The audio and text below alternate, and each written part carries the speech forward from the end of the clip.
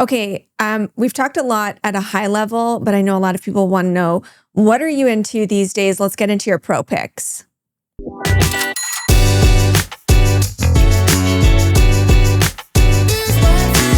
Pro Picks is brought to you by ATB Financial. With $62 billion in assets, ATB Financial is powering possibilities for more than 820,000 financial services clients in Alberta and beyond. ATB's capital markets arm is a full-service investment dealer that offers investment and corporate banking, sales and trading, institutional research, and risk management. Visit atb.com/inthemoney for more information. Okay, Josh, the first one is Uber, and we actually did get a question on that from a guest who bought it on your recommendation when it was around $60. Do you still love the stock here? I do, and I want to be really clear that I don't make recommendations. So when I am asked in the media about stocks, it's always about what I am doing for myself. I don't care what other people do. I can't, how could I give a recommendation to 100 million potential people? I don't know anything about them. So, but I am personally invested in Uber. It's my biggest position. Your biggest? And I'm in the stock since I have prints in the 20s, but I think my average cost is in the 40s, and I have not sold any. And I just think that Uber is the cheapest of the large cap tech platforms. It's probably going to have 25% growth in 2026, and it's selling at 16 or 17 times forward earnings. And that is an absurdity relative to the multiples that we see in other large cap and mega cap tech. I understand the reason for the discount is that people are worried about autonomous taxis being a competitive threat. Amber, I just see it the other way around. Uber's biggest cost is the human driver take rate. And as autonomous driving becomes a global standard, Uber's going to make so much more money in that scenario that it will be okay that there's also Tesla Cybercab. It's okay that there's also Waymo. You'd rather have more competition and more profit margin, I think, than having 90% of the market, but having what I would consider to be inefficient methods of delivering things and driving people around. So you like the play on driverless. Yeah. That's what takes it the next leg higher. Yeah, I think the Uber Eats business is going to be drones and robots. Look, right now you order a burrito, it's a guy driving a 4,000-pound car. Yeah. Delivering you a burrito. It's an absurdity. And a lot of that cost will come out of Uber's operations as things become autonomous. So I don't think autonomy is the bear case for Uber. I think the market has it wrong. I think that's the bull case. Okay, your second idea is Amazon. Everyone knows Amazon. It is flat in 2025, a total nothing burger so far this year. Still hanging around the highs, but I mean, is that the opportunity that it's kind of been left in the dust a little bit? Well, in fairness, I've been wrong on Amazon because I went into this year thinking that it could be one of the better performers, and it's not. So I'm wrong on the name, but I've added to it, and I think that people are underestimating the Anthropic / Claude opportunity that Amazon uniquely is positioned for.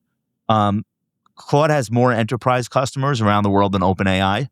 If you can believe the recent press releases, Anthropic is, I think, positioned to be one of the big winners in enterprise and by extension, the Amazon cloud, AWS. So I think the best is yet to come there, and I'm not giving up on it. So I feel like that's been the bearish case around it, is like, yes, Amazon Web Services, it's got cloud, but maybe it doesn't have enough of like the nice AI cloud that everybody wants. You think that's going to show up? Yeah, I don't believe that. I think Amazon is doing things like making their own chips for inference and testing, and I think they're going to be a much more significant player in AI than the market is currently giving them credit for, and that's okay. We've seen that a million times before. So your third pick, maybe less of a household name, is Rocket Companies. People might know it through its retail mortgage lender in the U.S., Rocket Mortgage. Is this just a nice way to play rate cuts, or is there something more there? Yeah, I think this is a company that spent the last 3 years during the housing bear market doubling and tripling down on being the biggest and best vertically integrated provider of the entire cycle, the entire consumer experience of buying a home. They acquired Redfin, which is where a lot of people's searches for homes begin. There are buttons all over Redfin to do a Rocket Mortgage. That's like the front of the funnel. Then there's Rocket Mortgage, which has been around. They've been in the business for 40 years. And then they bought a company called Mr. Cooper, which is the largest mortgage servicing provider in the country.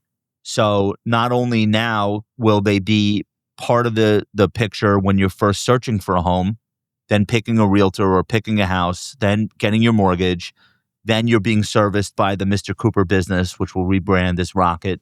And then there are so many other financing activities that come along after, like HELOCs and things of that nature. So I think they have a shot to be like the Uber of home buying and housing finance. Like I think, or the Amazon, like they really have doubled and tripled down.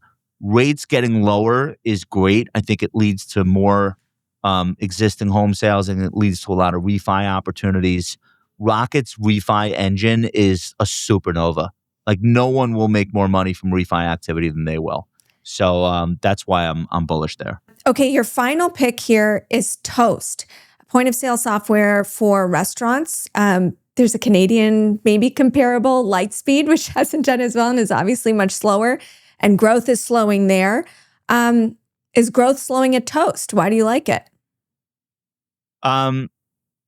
No, growth's not slowing. Toast has pulled back because they changed the pricing for a particular segment, the sub $1 million restaurant, like the very mom and pop. They changed their pricing there, and it spooked the market. The market looked at that and said, "Uh-oh, maybe there's demand weakness or whatever." It's not a really big part of what Toast does, and I thought the pullback was silly. But what are you going to do? I'm an investor here, not a trader. I started buying it in the teens. I should have bought a lot more back then. I've bought it as high as 40, I think. So I've raised my average cost, but I've increased my position. Toast has a really unique opportunity to take the entire ball of wax here. I think this could be a business. Look, they're already now the dominant player. There's competitors. There's Square. There's Clover, which is owned by, I think, Fiserv. They don't have the whole thing to themselves, but I think they could. I think everywhere you go, you're seeing their point of sale. What you're not seeing is the software that they sell to restaurant owners and large corporate chains to power all these other aspects of running a hospitality business. Everything from reordering food for the chef to payroll stuff for the restaurant manager. Once they get the point of sale system in, then they can horizontally sell tons of other products and software services to these restaurants. And I think the product is really sticky. I think once they get in, there's not a lot of churn. So I'm super bullish on Toast as a platform. It's a really unique stock, and I intend to stay long. Josh, what an absolute pleasure. Thank you so much for taking the time to chat with us. Amber, this has been so much fun for me. Shout out to all my friends in Canada. And I hope people that have never heard of me before that listen to this like me, and check my best out here, guys. And check out his podcast, The Compound and Friends, which is one of my favorites as well. It's on the roster. One of the many things that you do in addition to being the CEO of Ritholtz. Well, thank you so much, Josh. We'll see you next time.